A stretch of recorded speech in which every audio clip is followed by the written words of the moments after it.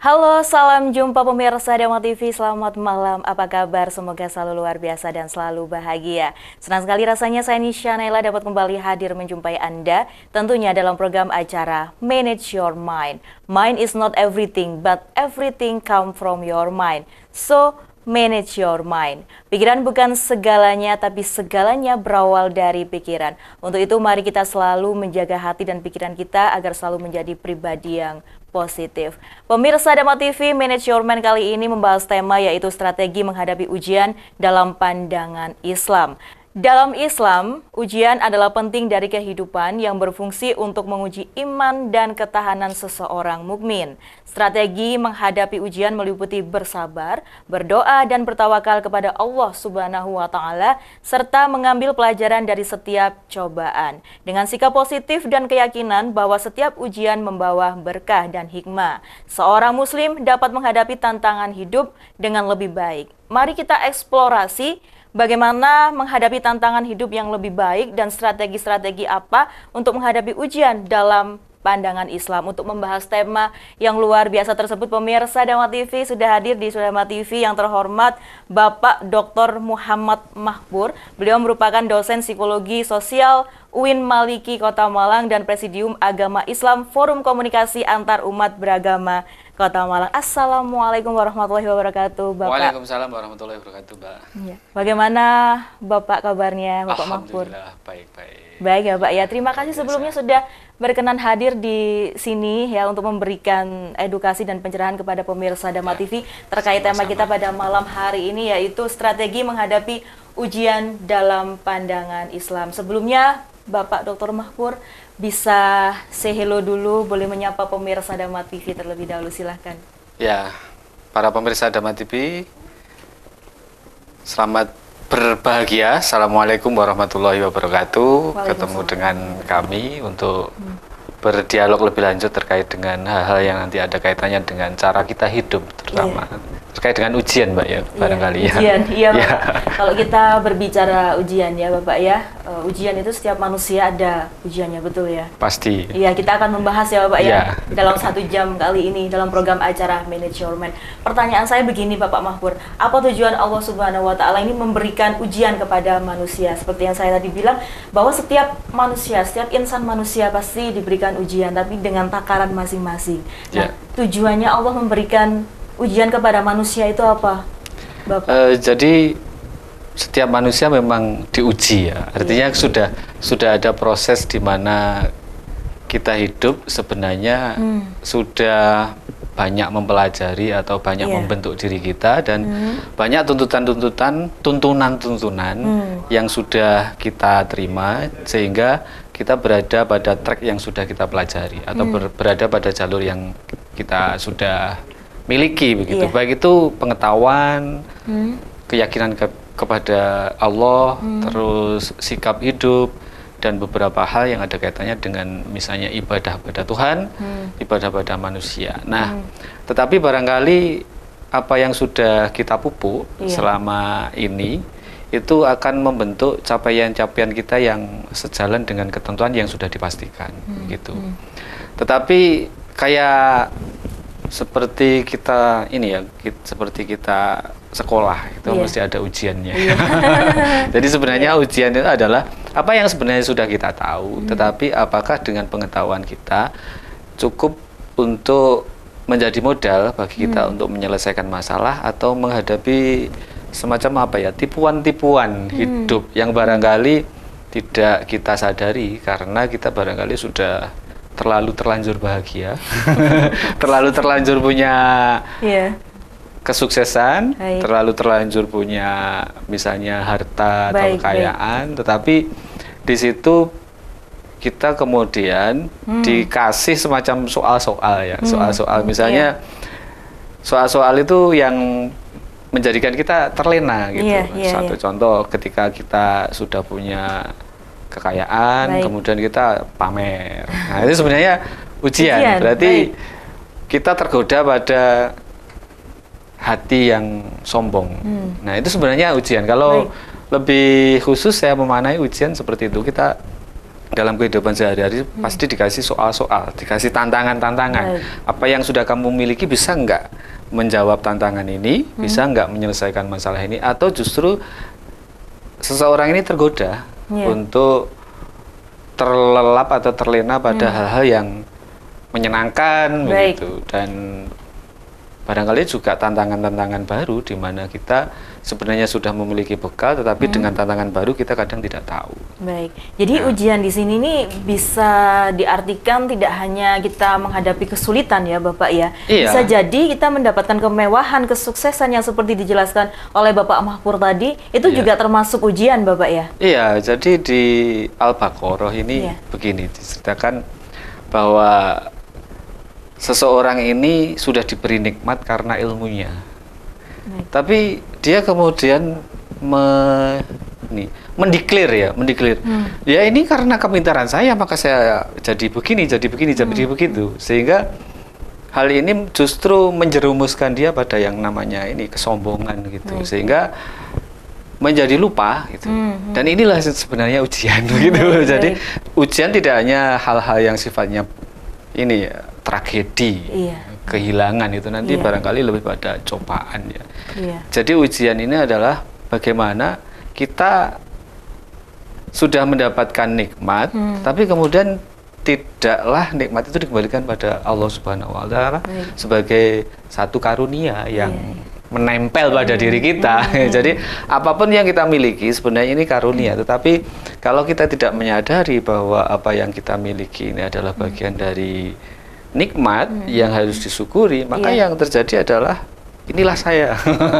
Ini sebenarnya yang rentan. Jadi lalai. Gitu. Jadi lalai dan kemudian akan ini mengetes diri kita apakah kita lolos dengan ujian. Dan di sini dikatakan disebut di Al-Baqarah hiya fitnatun walakinna aksaruhum la ya'lamun. Jadi itulah sebenarnya ujian, tapi mereka kebanyakan tidak tahu. Ini yang paling menarik menurut saya adalah kita terlalu overthinking ya, terlalu percaya diri itu justru ini mulai masuk dalam dunia ujian.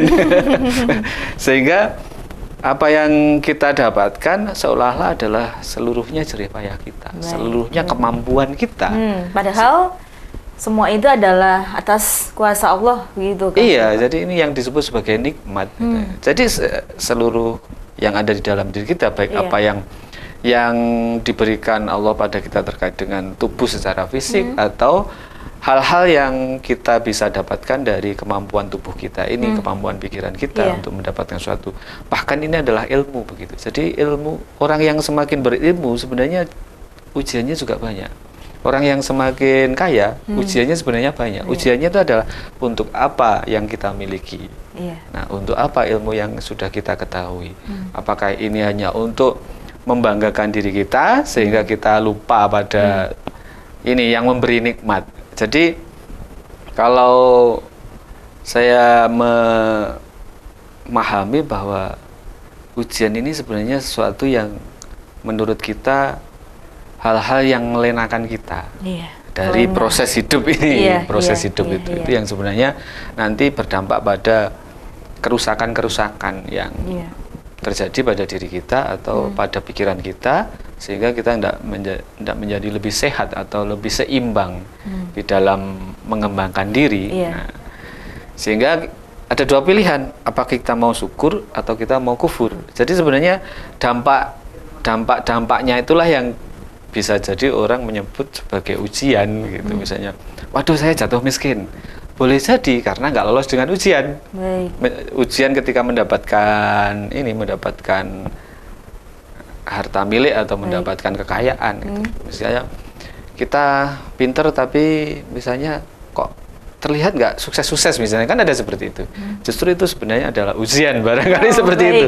Jadi kesalahan mengukur gitu. Kesalahan mengukur atas apa yang seharusnya kita sadari tapi kita tidak sadari ini. Ini menurut saya juga agak sulit. Agak sudah sulit diberi nikmat tapi tidak ada rasa syukur di dalamnya, itu juga salah satu juga ujian kah Bapak? Iya, itu nanti dampak-dampak dari peristiwa-peristiwa yang barangkali menjadikan kita tidak nyaman, menjadikan kita terpuruk, boleh jadi ini adalah nilai, hasil nilai dari kita lolos atau tidak dengan ujian itu. Baik. Nah, ini yang menurut saya perlu kita ketahui, bahwa ujian adalah sesuatu yang sebenarnya di beberapa ayat Quran selalu mengingatkan begitu, bahwa jangan lupa bahwa kenikmatan yang diberikan Allah itu sebenarnya ada ujian. Misalnya istri, anak, terus banyak hal lah sebenarnya, status-status baru dalam hidup kita ini sebenarnya adalah ujian. Betul, setuju sekali.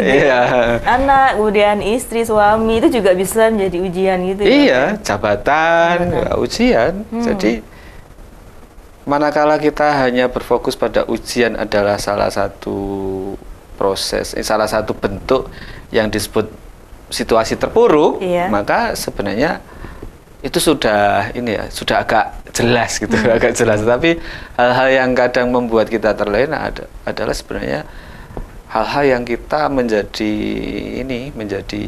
bagian dari yang membanggakan diri, terpenuhi diri kita, tetapi menurut saya kalau bahasanya sekarang itu super pede lah mungkin ya. Super pede, super yang lainnya gitu. Nah, ini yang sebenarnya perlu. Jadi ayat ini sebenarnya mengkritik bahwa ujian adalah salah satu bentuk bagian dari kita, kualitas bersyukurnya sampai di mana. Baik. Iya. Sehingga yang tadi saya sebutkan sukses dan lain sebagainya justru menjebak diri kita pada kekufuran. Nah, ini yang perlu untuk dipertegas menurut saya. Ujian dalam hal ini terutama pada pada rujukan Al-Baqarah ayat 155 itu begitu, Mbak Nisa. Baik Bapak. Kemudian Bapak, cara membedakan ujian dengan cobaan itu bagaimana? Ujian itu yang seperti apa, cobaan itu seperti apa, agar tidak tidak keliru memahami begitu arti dari ujian dan cobaan. Ini hampir sama kah Bapak? Ya. Bapak mohon dijawab ya, karena ada yang mau lewat satu ini. Tetap dalam program acara Manage Your Mind.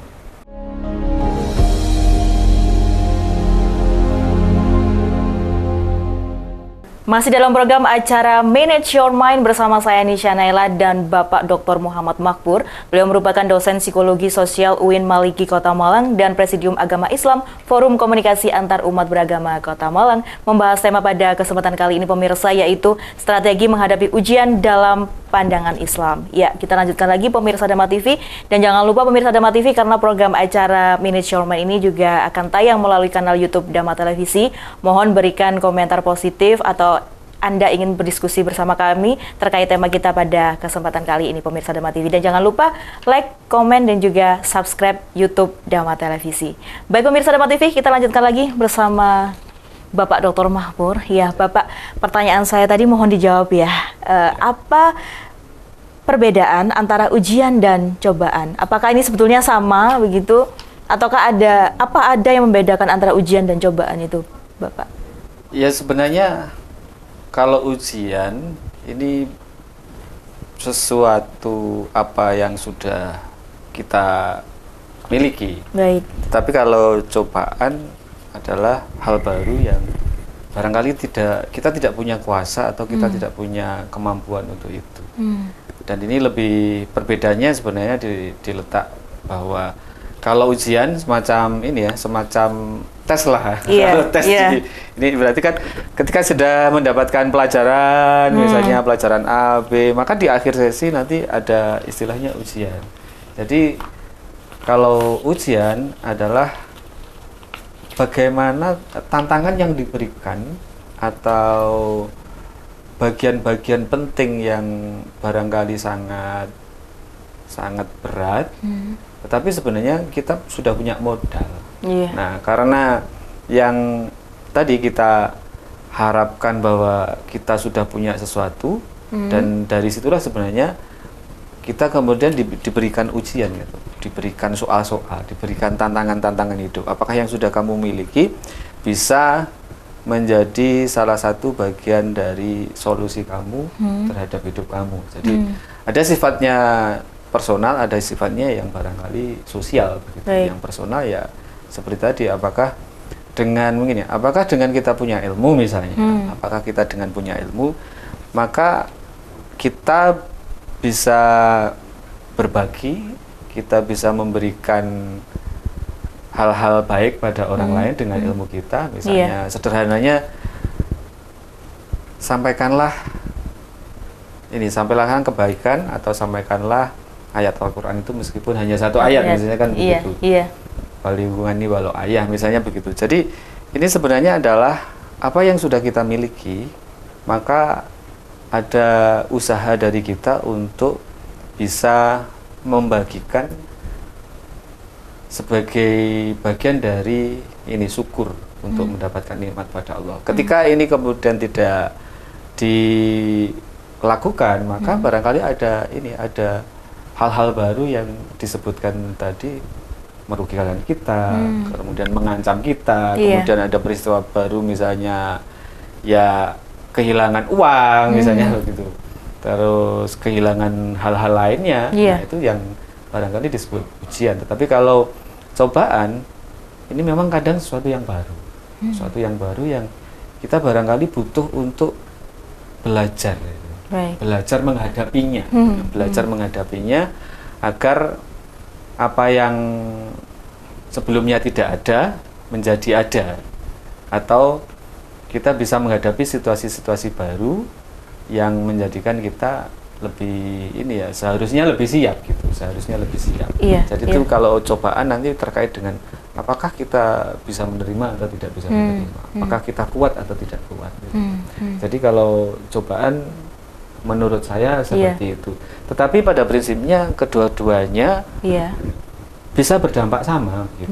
Berdampak sama. Tapi ada orang yang memiliki kemampuan yang pada akhirnya lolos dari apa yang dihadapi itulah. Kemudian namanya ujian, lolos Tapi kalau cobaan barangkali dari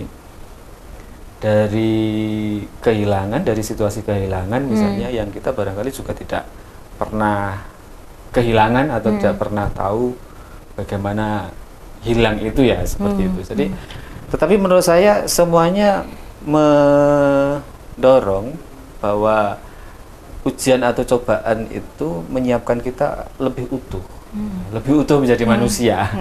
Jadi kadang hari ini banyak orang yang tidak kuat dengan ujian dan tidak kuat dengan cobaan.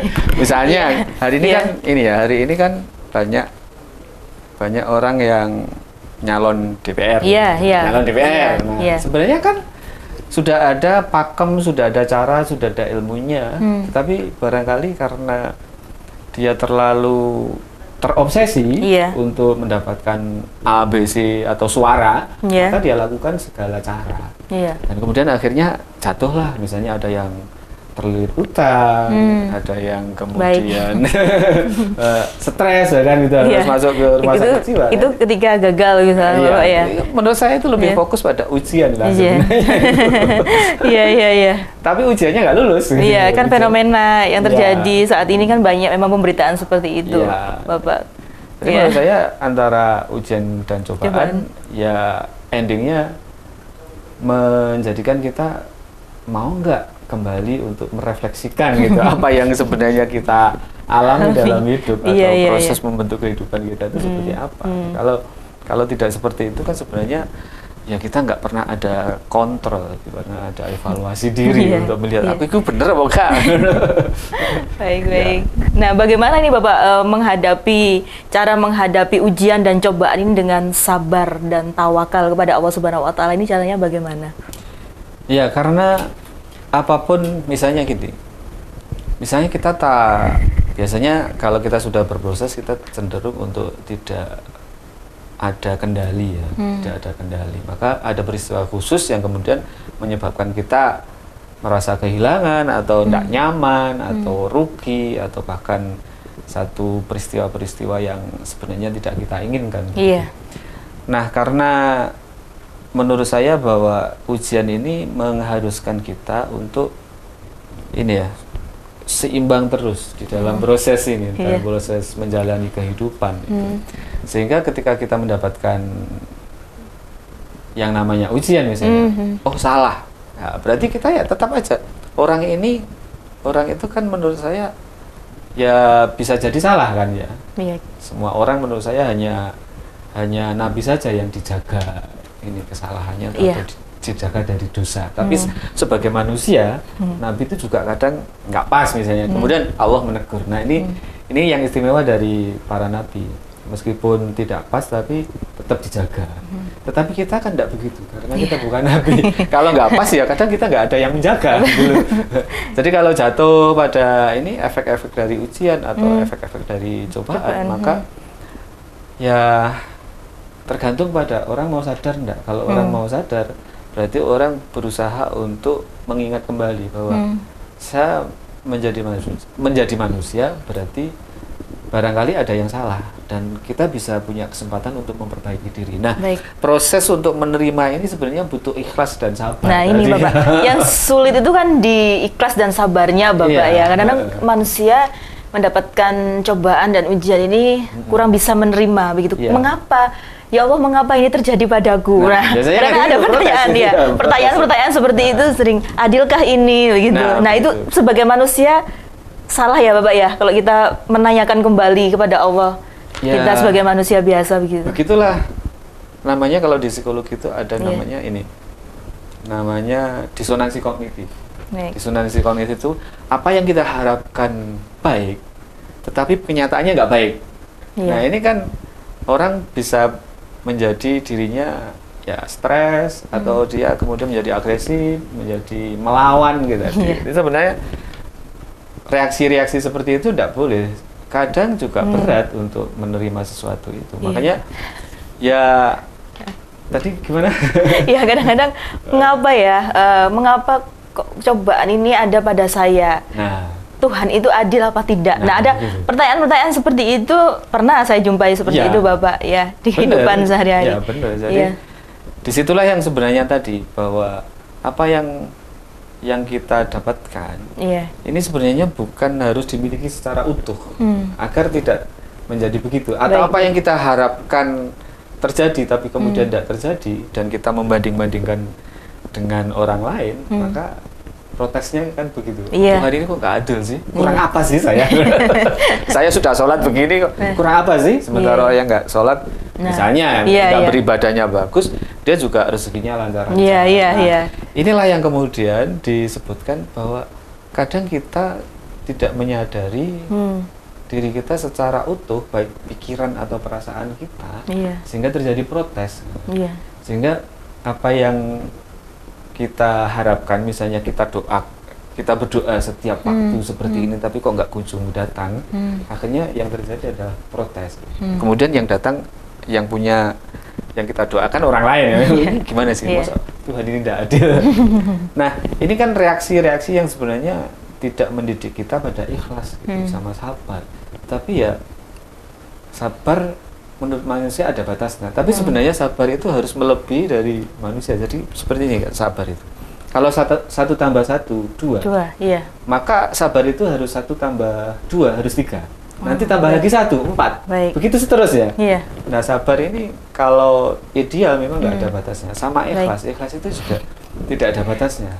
Cuman kita sebagai manusia kadang juga ada batasnya. Ada batasnya. Ya, nggak apa-apa. Sabarku ada batasnya kan kayak gitu. Ada kan Bapak ya kata-kata seperti itu. Tapi yang baik itu sebetulnya adalah sabar itu tidak ada batasnya begitu. Ya, konsep sabar itu menurut saya 1 tambah 1 2. Maka sabar itu tambah 1 lagi biar 3. Kalau nanti merasa nggak sabar tambah lagi 1 4. Nah, sehingga sabar terus. Sabar terus. Baik Bapak, perbincangan kita semakin menarik sekali tapi ada yang mau lewat satu ini. Tahan dulu Bapak Mahpur ya. Tetap dalam program acara Manage Your Mind.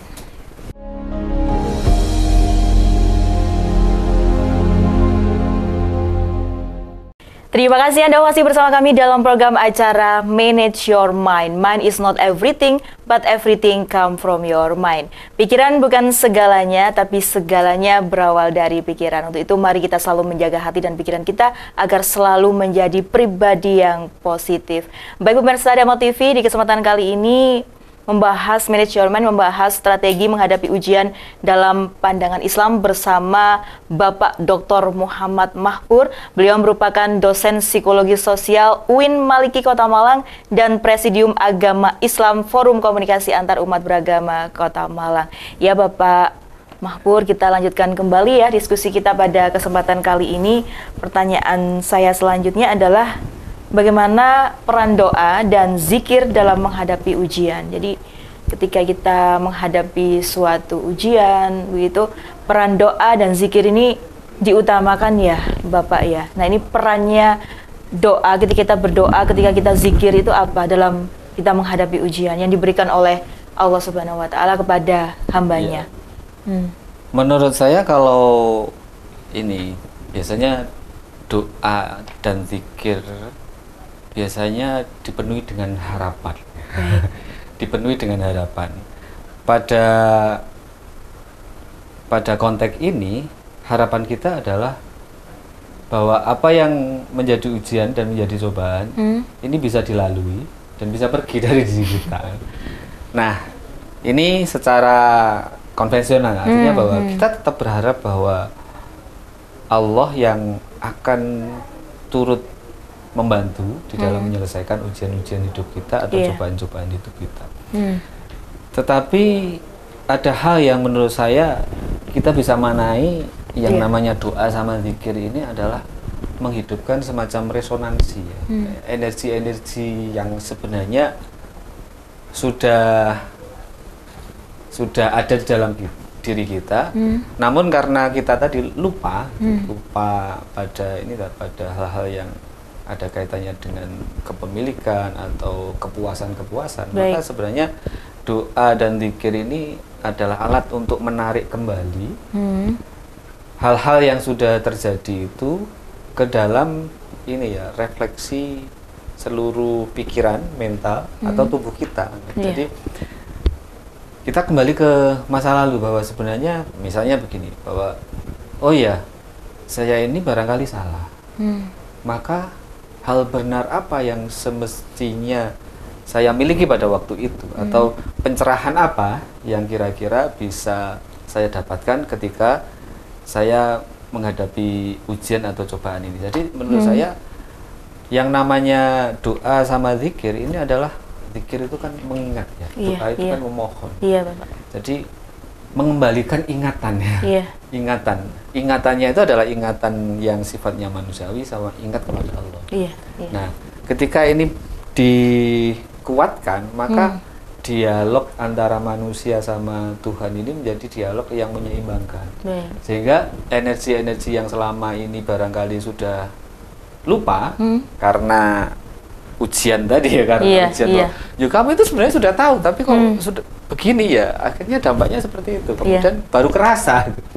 Jadi ujian kan barangkali juga teguran, cobaan juga teguran. Oleh karena itu kalau kita berdoa, selain kita untuk optimis berharap masa depan kita tetap lebih baik, ya kita juga harus menemukan hal baru apa yang harus saya lakukan. Nah ini zikir, zikir. Jadi mengingat, bekerja nalar kita antara kebutuhan manusiawi, kebutuhan kita sebagai manusia, barangkali tuntutan dari Allah itu. Inilah kemudian yang mana kita tetap butuh berdoa sama berzikir. Selain itu juga sandaran yang paling netral, yang paling lengkap, yang paling utuh itu ya kepada Allah, melalui jalur doa itu.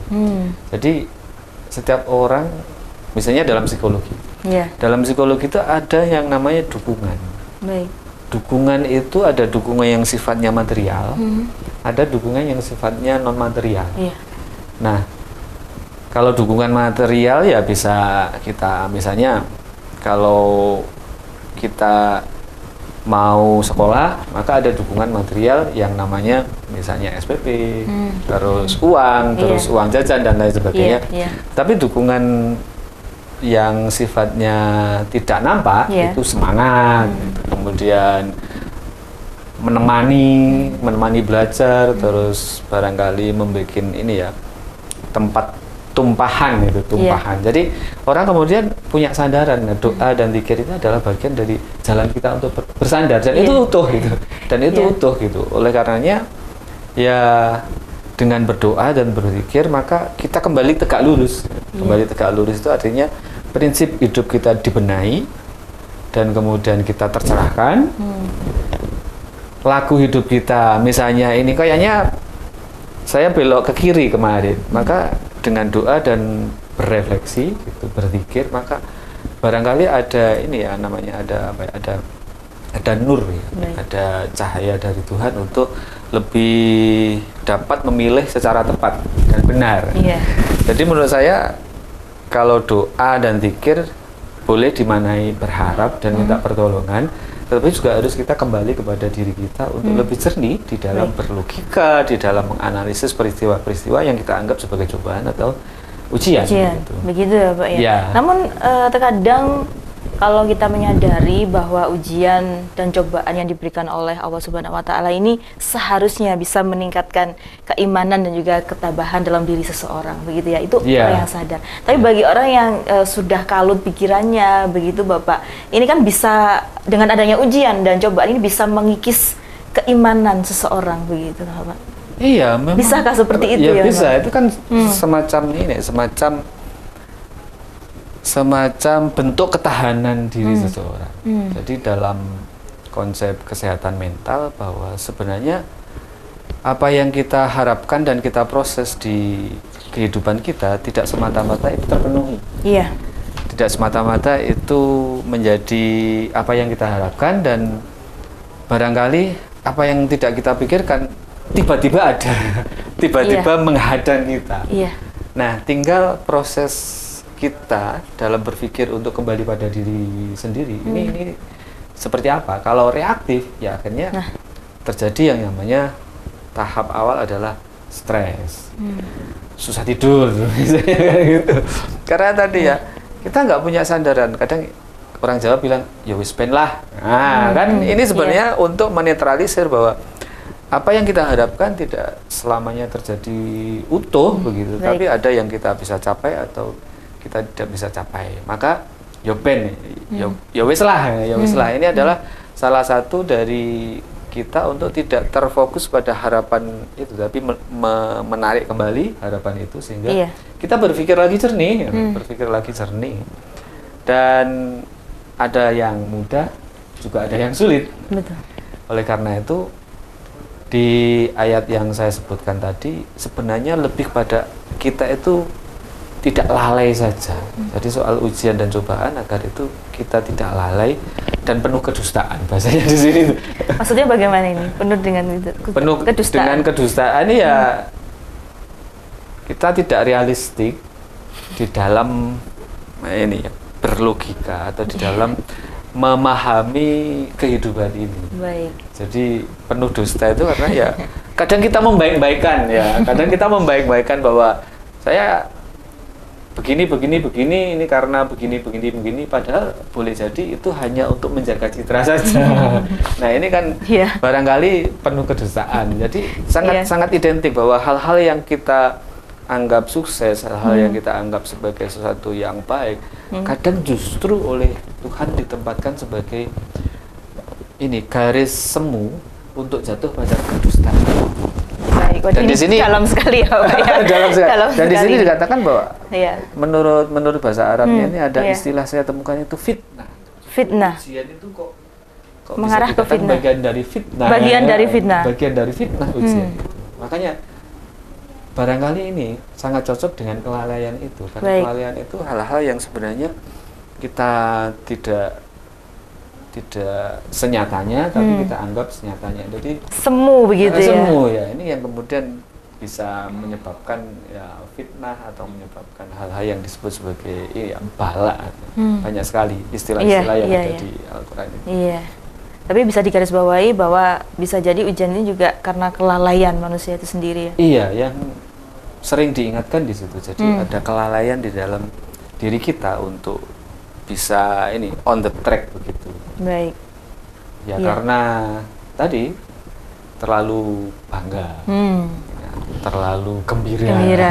Iya. Jadi kalau gembira itu ya bolehlah, misalnya secara psikologis bolehlah kita gembira suatu saat, tetapi harus segera turun. Baik. Harus Nah, segera turun. bagaimana Bapak Mahpur kita menyikapi segala kondisi yang ada di dunia ini, baik kita sedang diuji ataupun sedang kita diberikan cobaan oleh Allah Subhanahu wa taala, sehingga kita itu bisa menjadi manusia yang lebih bertakwa dan bisa meningkatkan keimanan kita. Walaupun kita dalam tahap sedang diuji atau kita sedang dalam tahap diberikan cobaan oleh Allah Subhanahu wa taala.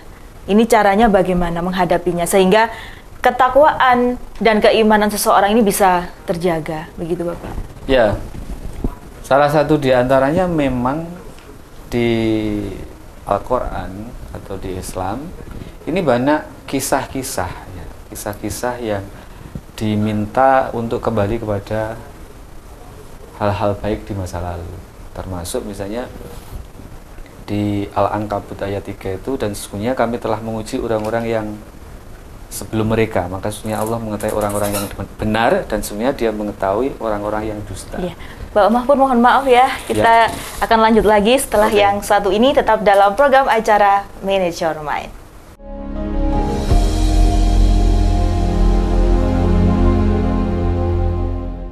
Terima kasih Anda masih bersama kami dalam program acara Manage Your Mind. Mind is not everything, but everything come from your mind. So, manage your mind. Bersama saya Nisha Naila dan Bapak Dr. Muhammad Mahpur. Beliau merupakan dosen psikologi sosial UIN Maliki Kota Malang dan Presidium Agama Islam Forum Komunikasi Antar Umat Beragama Kota Malang. Membahas tema pada kesempatan kali ini pemirsa, yaitu strategi menghadapi ujian dalam pandangan Islam. Karena program acara Manage Your Mind ini juga akan tayang melalui kanal YouTube Dhamma Televisi. Apabila ada pertanyaan atau Anda ingin berdiskusi kepada kami, boleh melalui chatting yang ada di YouTube Dhamma Televisi. Silahkan pemirsa Dhamma TV. Jadi Bapak Mahpur ini bisa nanti pemirsa Dhamma TV ini ingin bertanya kepada Bapak Mahpur terkait tema kita pada malam hari ini, bisa Bapak ya? Boleh. Nanti mohon berkenan untuk dijawab Bapak Mahpur. Baik, kita lanjutkan lagi dengan pertanyaan saya tadi, bagaimana ujian dapat memperkuat keimanan dan ketakwaan. Jadi misalkan manusia ini diberikan ujian, diberikan cobaan oleh Allah Subhanahu wa taala, begitu ya. Tapi tidak mengurangi keimanan dan juga tidak mengurangi ketakwaan. Nah, ini bagaimana cara menjaga hal tersebut, Bapak Mahpur?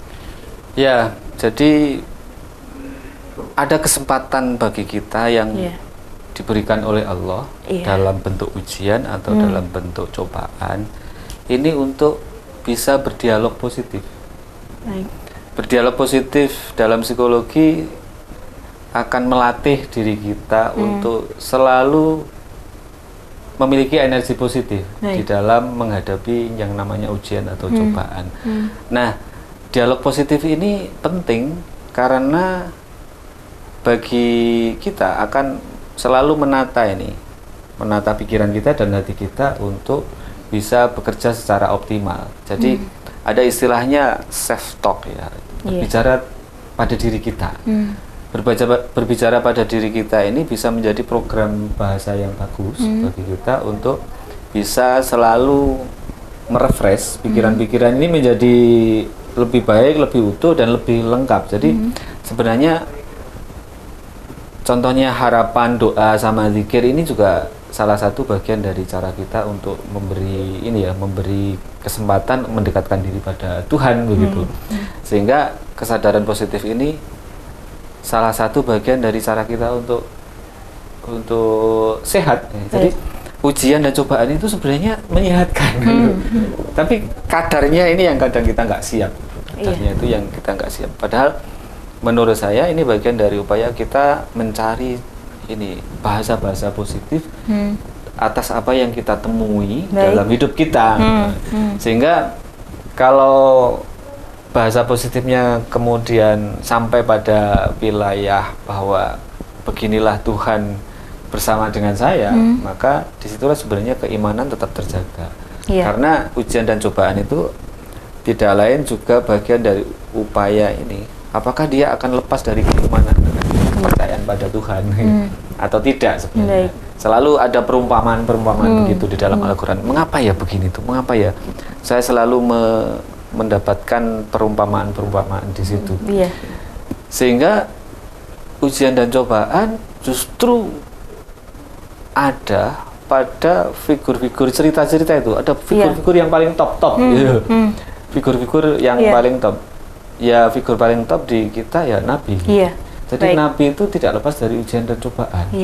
Sehingga kalau kita lengkap di dalam belajar agama, sebenarnya ujian dan cobaan itu bukan kita hadapi sendiri di sini, yang seolah-olah tidak ada orang lain yang menderita atau berdampak terhadap ujian dan cobaan. Oleh karena itu, ujian dan cobaan kalau kita sadari, maka ini menjadi titik balik kesadaran kita pada Tuhan gitu, sehingga justru kita akan lebih ma'rifat ya, menurut bahasa tasawuf itu lebih ma'rifat, lebih arif. Ma'rifat itu adalah pengetahuan yang total antara pengetahuan kita tidak hanya pengetahuan yang sifatnya duniawi, tapi pengetahuan yang sifatnya mencerahkan. Gitu. Jadi sambungnya pengetahuan kita dengan dengan usaha kita mengenal Allah secara lebih lengkap begitu. Dan disinilah sebenarnya mengapa ujian sama cobaan menjadi salah satu bagian dari upaya kita mendekatkan diri pada Allah. Dan yang lebih penting dalam kehidupan kita itu, kita masih punya kesempatan untuk berdialog positif dengan diri kita. Cuman itu muncul apa tidak, begitulah menurut saya. Kita mau berdialog positif dengan diri kita atau tidak. Contohnya begini aja. Saya menghadapi anak saya yang kira-kira tidak sesuai dengan ekspektasi saya. Maka apakah itu kemudian menjadi dialog positif yang sehat atau menjadi dialog positif yang tidak sehat? Maka kalau kita kemudian mengklaim bahwa misalnya ya, ini semoga tidak terjadi pada banyak orang, misalnya oh anak kita akhirnya nyeleweng sedemikian rupa begitu. Nah, kalau kita menganggap misalnya anak-anak kita nggak sesuai dengan harapan kita, dan itu masih istilahnya ya orang tua ini masih bisa berkomunikasi, maka kesempatan kita untuk berdialog positif dengan anak kita, mengapa ini baik, mengapa ini tidak baik. Jadi kalau kita, menurut saya dengan ujian itu kita tetap bisa berada pada rel yang seimbang, sehingga bisa berdialog antara apa yang baik tetap kita dialogkan, apa yang rasanya tidak baik tetap kita dialogkan. Saya sering menyampaikan begini, kalau kita itu tidak pernah salah, kalau kita itu nggak pernah tahu bahwa ini ujian, maka sebenarnya kita nggak pernah akan tahu rasanya menjadi bijaksana. Saya merasa kita nggak pernah tahu rasanya menjadikan kebenaran itu sebagai satu proses yang sebenarnya indah. Jadi kalau orang mendadak kaya itu kan perjuangan untuk mengumpulkan harta kekayaan kan nggak punya pengalaman. Tapi ada orang yang kemudian bercerita dengan sangat gembira, saya ini dulu miskin, kemudian harus begini, jadi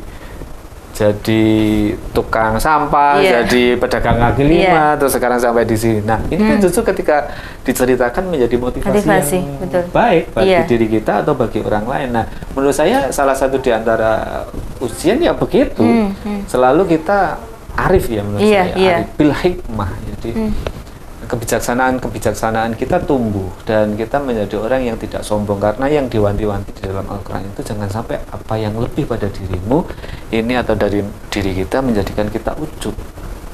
Oleh karena itu, selain kita tahu hal-hal yang sudah saya sampaikan pada tadi, juga kita jangan mengingkari nasib. Maksudnya begini, yang tadi disampaikan apa? Berkeluh kesah ya, protes pada Tuhan. Ini kan nggak adil. Mengeluh, Nah, ini nggak adil. Jadi dengan mendekatkan diri kepada Tuhan, kita juga bisa menjadi realistik bahwa ya saya terima bahwa ini menjadi bagian dari kapasitas saya untuk di sini aja dulu. Kapasitas saya untuk di sini aja dulu. Tidak harus dipaksa untuk naik atau dipaksa untuk ini seharusnya nggak terjadi pada saya. Nah, yang jadi pertanyaan begini Bapak Mahpur, apakah manusia diberikan ujian dan cobaan itu pilih-pilih, misalkan kepada saya atau kepada orang lain, tergantung dari orangnya, ataukah memang setiap insan manusia itu pasti sebenarnya dalam ujian begitu? Apakah dipilih-pilih dulu nih? Enggak sih menurut saya. Menurut saya bahwa ini ada siapa yang kuat begitu maksud saya? Siapa yang kuat? Tuhan itu memberikan ujian atau cobaan sesuai dengan kesanggupan manusia kan begitu. Artinya ya setiap manusia menurut saya, cuman kelasnya aja berbeda-beda. Dan menjadi ini seolah-olah ini bukan kapasitas saya karena ya tadi sudah imannya sudah goyah sehingga mengapa ini harus terjadi pada diri saya. Dan menurut saya, Mbak, ini pelajaran yang paling sulit justru di situ. Bagaimana ketika saya tidak mendapatkan sesuatu, padahal saya berhadap sesuatu, maka disitulah sebenarnya ujian yang menurut saya paling berat. Tetapi kalau ini sudah sejalan, ya ujian itu bisa dilampaui. Makanya bahwa Tuhan memberikan ujian pada manusia sesuai dengan kesanggupannya, sesuai dengan kelasnya lah istilahnya. Iya, Bapak luar biasa sekali. Nah, goals kita pada kesempatan kali ini adalah bagaimana strategi menghadapi ujian dalam pandangan Islam. Nah, pertanyaan saya adalah bagaimana cara menerapkan strategi menghadapi ujian dalam kehidupan sehari-hari, Bapak? Silahkan kepada pemirsa Damai TV. Sederhana. Sederhana. Bagaimana? Menjadi sederhana ini adalah salah satu latihan yang terus-menerus untuk menyukupkan apa yang di sini. Jadi di sini aja. Terkadang orang itu memang nggak akan berhenti dengan yang di sana atau yang akan datang. Tetapi lupa bahwa kita itu di sini ada apa sih sebenarnya? Di sini maksudnya di sini itu misalnya ya hari ini saya usia sekian begitu. Nah, keterpenuhan apa yang kemudian sudah saya miliki? Ya sesederhana itulah kita mengukur keadaan kita. Tapi terkadang kan gini, orang kadang ini ya di psikologi terjebak pada motivasi atau dream building yang tidak tahu mengukur kesederhanaan. Jadi orang akhirnya menjadi terobsesi. Wah, ini saya harus dapatkan. Wah, ini harus saya kejar. Sehingga lupa terobos orang, kemudian merugikan orang. Nah, ini sebenarnya tadi disebut sebagai lalai gitu. Oleh karena itu dengan sederhana kita akan menjadi nggak lalai. Itu prinsip yang menurut saya ya kunci. Jadi bagaimana strategi bahwa kita bisa menghadapi ujian. Ya sederhana aja mengukur diri kita. Saatnya terpenuh, saatnya tidak terpenuhi begitu. Ya saya ini ya tetap belajar bahwa saya tidak sedang menasihati banyak orang, tapi saya berusaha untuk merefleksikan bagaimana sih sebenarnya cara belajar hidup saya ini kemudian bisa menemukan apa yang sederhana dari saya, apa yang sederhana dari kita, sehingga kita bisa ini mencukupkan. Jadi ada tadi dialog positif itu biasanya kan gitu, begini. Alhamdulillah hari ini saya dipercaya Damai TV misalnya untuk berbagi pengalaman, berbagi pengetahuan. Alhamdulillah, selesai. Kemudian saya tidak ingin saya harus jadi artis ini. Saya harus terkenal misalnya. Nah, ini kan menjadi nggak sederhana. Saya misalnya dapat sepeda motor. Kemudian kita masih berharap bahwa saya harus segera dapat mobil. Tapi kecukupan kita nggak bisa diukur. Makanya ada istilah atau hikmah itu jangan melihat ke atas. Ketika kita melihat kesuksesan orang, tapi melihat ke bawahnya, itu sebenarnya adalah yon trimo bahasa Jawanya trimo lah, awamiku wis baik. Tapi karena terlalu terobsesi menjadi nggak terima, ya itu nanti ada sandungan-sandungan ujian cobaan itu akan justru menyiksa diri kita. Makanya la in sakartum la azidanakum wa la in kafartum inna adzabil syadid. Jadi kalau kita tidak bisa berpikir sederhana, itu sebenarnya pintu masuk kita nggak bisa bersyukur. Dan itu menjadi ancaman. Kuncinya adalah selalu bersyukur. Gitu. Sederhanakan. Meskipun kita punya mimpi, tapi selalu belajar sederhanakan pikiran kita atas apa yang kita tahu hari ini, kita miliki hari ini. Luar biasa sekali Bapak Dr. Muhammad Mahpur. Saya mengucapkan terima kasih sekali, luar biasa sekali pada kesempatan kali ini. Tema kita yaitu strategi menghadapi ujian dalam pandangan Islam. Semoga ini bermanfaat untuk pemirsa Damai TV dan semoga umat Islam semuanya dapat lebih sabar dan bertakwakal dan bisa meningkatkan keimanannya walaupun sedang dalam ujian, begitu ya Bapak Mahpur. Terima kasih Bapak Mahpur sekali lagi, semoga sehat selalu. Nanti kita akan diskusi lagi di episode selanjutnya dengan tema-tema yang lebih menarik dari kesempatan kali ini. Sekali lagi terima kasih Bapak. Sama-sama. Baik pemirsa, Dama TV usai sudah kebersamaan kita dalam program acara Manage Your Mind, dan tetap selalu saksikan program acara Manage Your Mind setiap hari Selasa pada pukul 19.00 waktu Indonesia Barat hanya di Dama TV. Akhir kata, saya Nisha Naila beserta kru yang bertugas mengucapkan terima kasih atas kebersamaan Anda. Dama TV selalu damai di hati. Selamat malam, sampai jumpa.